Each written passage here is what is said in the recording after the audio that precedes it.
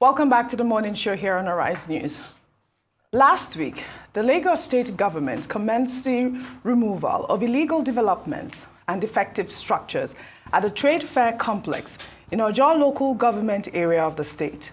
The demolition comes after the Lagos State Commissioner for Environment and Water Resources, Tokunbo Wahab, cited illegal construction on floodplains and refuse dumping as contributing factors to the Lagos floods.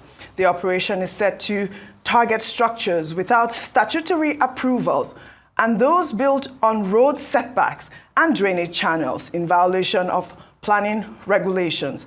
Now, for a deeper understanding around the demolition exercise and the worsening ecological challenges in the state, we're now being joined by Gbenga Omotoso, the Lagos State Commissioner for Information and Strategy.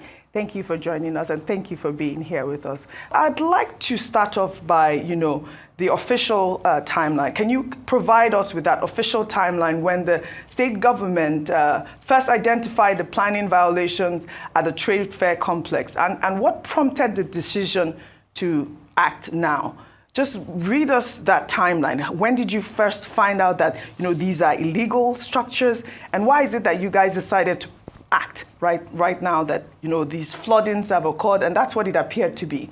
Yeah, thank you so much. As I was saying, when we saw the video that you guys played, it's easy for people to input their emotions and begin to talk about people's livelihoods being knocked down and asking the kind of question that you're asking. What was the government looking at before these edifices sprang up? Well, let me just tell you that as early as last year, state government officials, very senior officials were there. These guys were locked up and beaten up by people. State officials? Yes. Fiscal planning officials, they were there to inspect what was going on inside the trade fair complex. They were beaten up and they were saved by the police. They had to call the area commander, call the commissioner of police before they were rescued. So it's not as if it's a daily thing. And then this year, the thing continued. And the state government said, okay, let us invite people for a meeting. They invited them to a meeting. They refused to come. And then the state government said, well, let us go in there and see what is going on. They went in there, saw what was going on, and decided that those buildings had to go down so that people should get some sense of orderliness. Okay, I think it would be important, Honorable Commissioner, to give proper context and clarification to many of the things that people are saying, particularly those who are affected and those who work with those who are affected. One key thing that they have been emphasizing on is the fact that they do have approvals and that the approvals came from the federal government because in their estimation, in their reasoning, the trade fair complex and the compound, I saw that one of your men made that distinction between the trade fair compound and the entire complex itself. So in their own estimation, they're saying that this is a territory that belongs to the federal government. And therefore, the authorizations and the approvals that they needed and which they claimed that they got came directly from the federal government, Federal Ministry of Housing and Urban Planning, they said, through the authorities of the trade fair complex. I would like for you to clarify, even though many people would know that even if that were to be true, once the original purpose for which land in any state was ceded to the federal government, once that original purpose has been altered, it reverts back to the state government in some ways, and therefore authorities, permits, etc. must come from the state. Is that the situation with the trade fair complex? Were you ever in talks with the federal government that they claim that they got their authorizations from, or even the headship of the Lagos Trade Fair Complex before it descended to a situation where state government officials were being attacked, and then they claimed that no notices were served, you just came in one day to demonstrate, high-handedness? Thank you so much. You have even answered part of the question. But the thing to say is that there is a 1992 regional and urban planning law that says that the federal government has powers over things like security, but that in planning, that the state government has the powers to show people what to do, how to build. And then this is consolidated and reinforced by 2003 law, a Supreme Court judgment, that says that states have absolute rights to grant permits and approvals over any building within the state, except buildings for defense, or federal government wants to use the land and to build something that has to do with a national edifice and all of that. But whatever you want to build, whether the land belongs to the federal government or not, you need to get permit from the Lagos state government, because that law of 1992 is domesticated in Lagos state, and the Supreme Court has said that you cannot build anything without the approval of the state. So all these buildings that you are seeing there, they don't have any state approval at all. So it is just a matter of ignorance for people to say that because the place trade fair complex belongs to the federal government and that they can build in that trade fair complex whatever they like. So that place, they have done so much about the environmental infrastructure, no approval or permit of any kind to build. So it's a laissez-faire attitude that they have displayed, which is a government is ready to stop because it is illegal. What is illegal is illegal. You're absolutely right. What is illegal is illegal. But considering that the people who have been affected by this are probably the third-party buyers, in the sense that there is someone who they obtain most of these properties, who they obtain their properties from. So whoever the original seller or owner of that space, or whoever leased that property, or whoever leased the space to them, whether it's within the trade fair, whether it's within the homes, must have given them some level of impression. Now, my question to you is, number one, what is the duration between initial communication and demolition? What would you say the duration in terms of back and forth communication, and what is also the intensity of that communication? And then for the people who had their personal belongings equally destroyed, is there any form of compensation, or would you just be, is that just it? Yeah, to start from the last one, there is no compensation for illegality. So so do you at least allow them I understand that there's an illegality here, but for the people who have wares in the stores, are you saying that they are all gone? That must be the fault of the trade fair complex management, because I told, apart from the fact that state government officials were beating up last year in that place and they had to be rescued by the police, I said yes a few days ago, last week.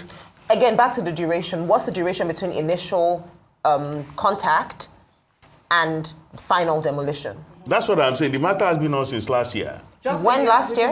Right? Last year. A year. So you're saying that, then, specifically when, please? I wouldn't know the exact date now. But I know that... Do you know the month? I don't remember. I know that state government officials went there and they were beaten up and they had to be rescued by the police. They blocked the gate against them. So was there a consistent communication or intentional push to get these people? That's where I'm getting to now. Okay. They were invited for a meeting and they said they were not coming. All right. And it was a state government executive decision that, if you don't want a meeting, that means you have drawn the line. All right. You want to fight. Well, my question is, you met to the management. What about because again, the management leads the properties. What about the people who own the stores? Were there posters around? That's why I said an intentional attempt to communicate to the people who Of course, they were marked. All right. So once a place is marked, it means that you come and rectify whatever may have been wrong. And you all of us remember last year, Mr. Babajide Sanwo-Olu, the governor, gave amnesty to people who didn't have a building approval, that they should come. And they had to be moving the dates like 4 times for people to be able to get their papers right. All right. These people had that opportunity and they never took it. Okay, so you have highlighted that this whole process took a year. In terms of communication and the warning, 1 year. But there were multiple agencies involved in this demolition. And I'll read them out. There was the Ministry of Physical Planning, Lagos State Building Control Agency, Lagos State Urban Renewal Agency, and the Lagos State Fiscal Planning Permit Authority. all of these agencies were all part of this demolition exercise. This trade fair complex went up, and none of these agencies were able to determine that these are illegal structures.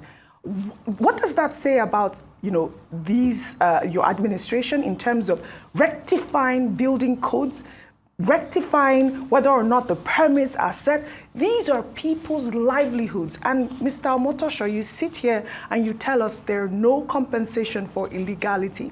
What does that say about your administration? You see, we have to decide the kind of society we want. One day you will wake up and see that people are building on Third Mainland Bridge.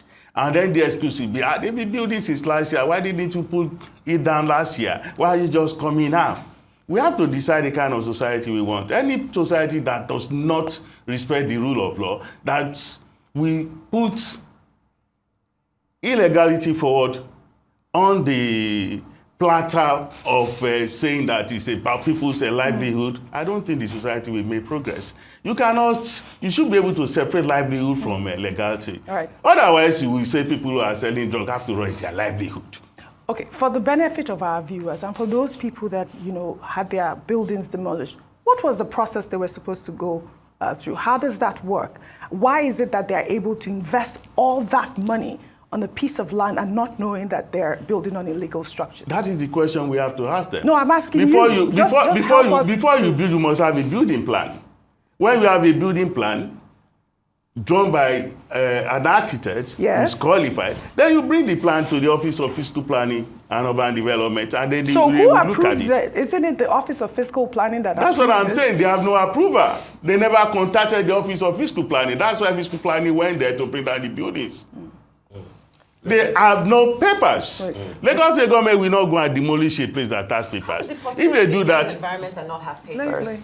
that is it. They have to explain to you. Your process, please. Because if you have to take the drawing to Office of Fiscal Planning and Urban Development, and then they will look at it. If they need to change anything, they will tell you to go and change it. Then they will sign, and you will go and pay, and they issue you a paper. Even when you want to start to build, you still have to come to them to obtain a permit, which they will issue to you after looking at it, and then they can be coming to check the building to see that it conforms with what you have on paper. So the process is there. But this is a place that these people wanted to turn into a no-go area. They want to try to turn it into a territory of their own that nobody can come and see them. And that is illegal, and no state is going to allow that. The problem that we are facing in Lagos that people should realize is that if we all continue like this, we will lose the state. Anarchy will take over. And then nobody is going to be compensated for that. Nobody is going to have it easy like that. If everybody is building and everything is based on emotion, you knock down a building and they say people's livelihood, and nobody is asking them that if you are rich enough, old enough to be able to put up a building, what is in the simple process of going to the government? Look at my building plan, approve it for me. What is in simple process of obtaining permit to go and build? It's very easy. So you're sitting here telling us that all of those people, none of them had permits. If they had, the state government will never go there. From Lagos State. But yes. because we from will Lagos State. we will have to speak with those victims, because, at this point, it appears that they might be victims. We will have to speak with them to be able to corroborate your stories, because I'm sure some of them will be able to provide some documents, as we have seen in the past. All right, let me return to, based on, taking it from where you've stopped, and I'm returning to the first question that I asked, because let's concede the fact to the fact that those video clips are very hard to watch. See that billions of investments are going down. Yeah. But then, of course, the position of the law is also that you can't build legality on illegality. Yes. So when you asked repeatedly that, are you saying that there are no permits? I'm saying that my understanding from what I've seen so far, from those who have been interviewed, those who are affected, is that they think that is a, let's say, is a no-go area for Lagos State government, because they reckon that it's a federal land and that the authorizations that they needed, they got from federal. So my question to the Honorable Commissioner would be that if that is the repeated stance of those affected, don't you think that adequate advocacy will be necessary so that people can see the fallacy of thinking that if you are in cahoots with some gentlemen or some individuals in Abuja who claim that, oh, that place was ceded to the federal government, and therefore we can, if there was a proposal to say, let's build complexes, let's build all of that, they can give approval. Shouldn't there be advocacy to say that you'll be running foul of the law because the paper that you think you are carrying from Abuja will not save you from the demolition machines of the fiscal planning authorities of Lagos State, because it is from them that you must seek approval and permits for the design that you want to build and for the structures that you want to erect. I think that that emphasis is important if your government is not already addressing it. Yeah, thank you so much. I would not want to say that, people were ignorant. They are very clever. The trade fair management, Yes.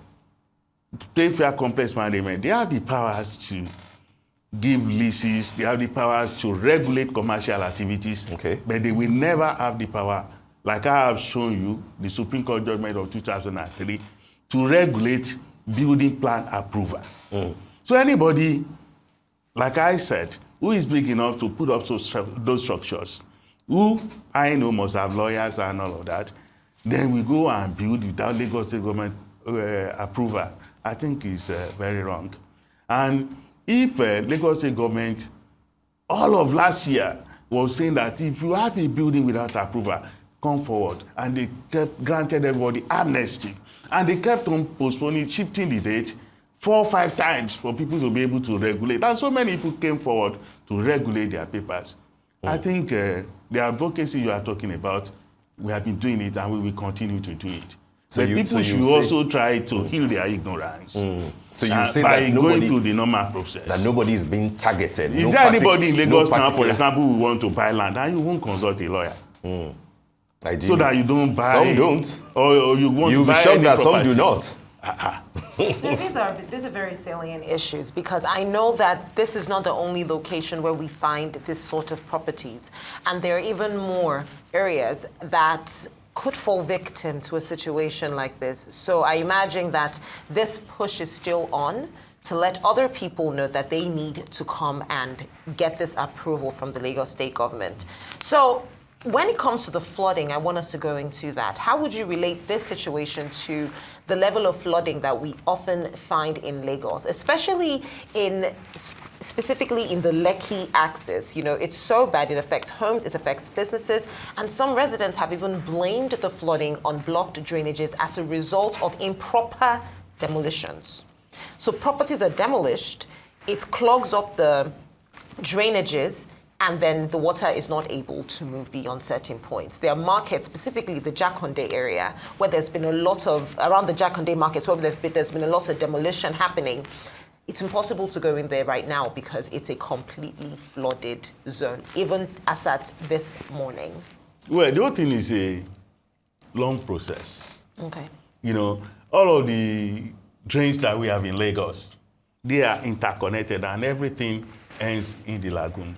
But since 2011, Lagos State government has been investing in drains so that a drainage system that is sustainable, that is strong, that is credible, that can help us whenever nature calls the way we are having now is what Lagos State government has put in place. But what we do not look at is the human element.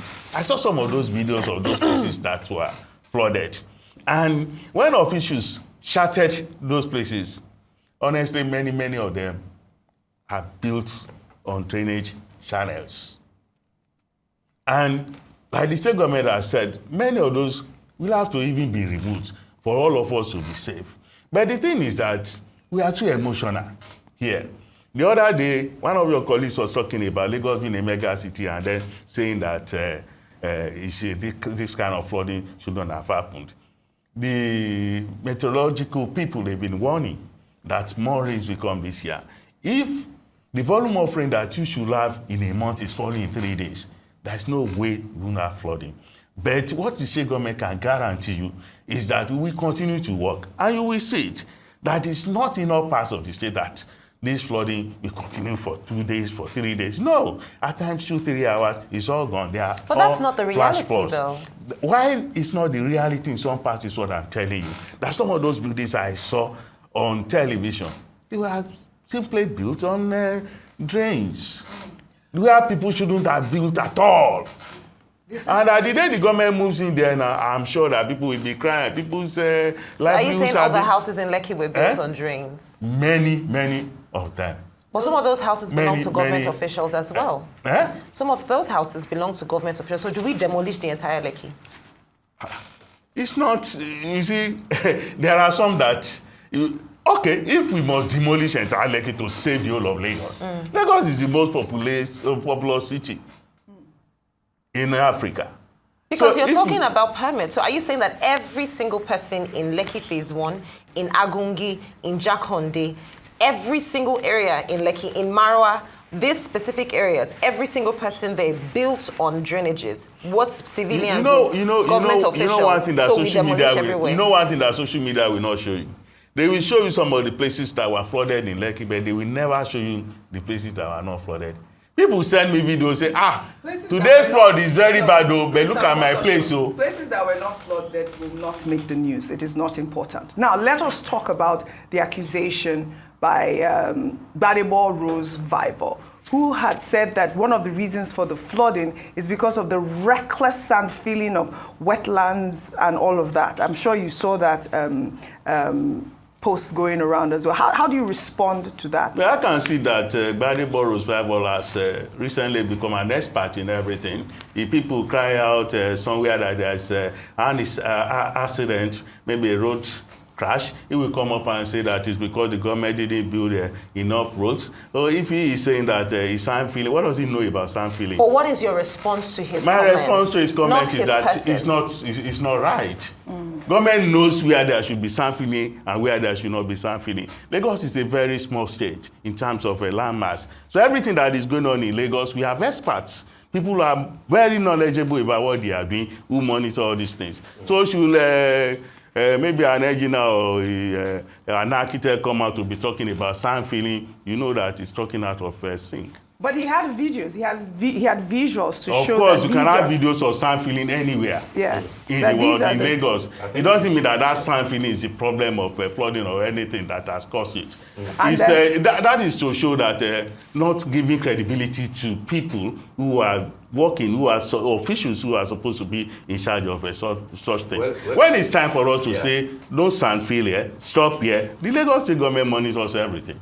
Well, Gbadebo Rose Viper wants to be governor, and of course, he will take interest in practically everything that is going on in the state. So and talk like an expert on everything. It's within his right to complain, but of course, you are within your right to respond, just like Tokumo Wahab, who has given a beautiful response, to the stuffs that you said are not correct by Gbadebo Rose Viper. I mean, that's the sort of exchange that people will want. But my question to you, very quickly, will be Onowuru Nshoki. Yes. Has there been any respite? Is there settlement? What is the situation now for Nshoki? So that we don't witness another, Alita Continua blocking the entire third mainland bridge because people are protesting. Where are we on the Nshoki? Talks are going on. Okay. Nshoki is part of our urban renewal program. Okay. And you yourself, you are coming all the way from third mainland, whether the right or left. I'm sure you are not happy with some of the things that you used to see there. So if we are trying to rebuild the whole place and renew the whole place, there's no way people will not come and talk. But once again, it comes down to the question of emotions. We don't have to be sentimental. We want to be. The aim of Lagos State under Mr. Sanwo-Olu is that Lagos should become a model mega city that is safe, that is secure, that the world will look up to. Not the one that people want to bring down to their own level. Even as we are humane, we will continue to be humane. But people must learn to obey the law. All right. It doesn't really look good for Lagos State as we speak now, because we've seen the floods and we are seeing these rampant demolition. As we wrap up, what do you want to say to Lagosians in terms of what you guys are doing with flood management interventions and the stoppage of these illegal buildings? And all those who think that they are being targeted on the basis of their ethnicity. What are your words for this? Well, Lagos State government under Mr. Sanwo-Olu is never going to target anybody on the basis of ethnicity. He has run this state now for about 6 years without anybody being targeted in any way, whether because of your color, because of your language, because of your whatever religion. No, it's not so, and it's never going to be so at all. People should feel relaxed. Nobody is going to pursue anybody. We are all Lagosians, and we are proud to be Lagosians. Flood management, then the flood intervention, management, and we have so many contracts that are going on, and people are working as I speak with you. The other day, when it was so heavy on Odoyalaro Bridge, we moved human beings there, and within seconds, they cleared it up. So Lagos State is working 24 hours. But what is going on is a natural phenomenon. I told somebody the other time that in New York City, people have forgotten that cars were being moved, subways were being flooded. It's a natural phenomenon, uniquely everywhere. Last year, the floods in New York. So bad. That's what I'm saying. When somebody was saying that Lagos wants to be a model mega city, I said, why not? I mean, when you have an act of nature, there is little that human beings can do. But we will continue to work at it so that Lagos can be safe, secure for everybody, and you can enjoy riding from here to Ikeja for wherever you Well, be. Mr. Gbenga, Yes. Omotoso, I'd like to thank you very much, and the communication will continue. Like I always say on my program, Eko ni baje. We must ensure that we have a Lagos. We have a greater Lagos. Thank you so much for joining us.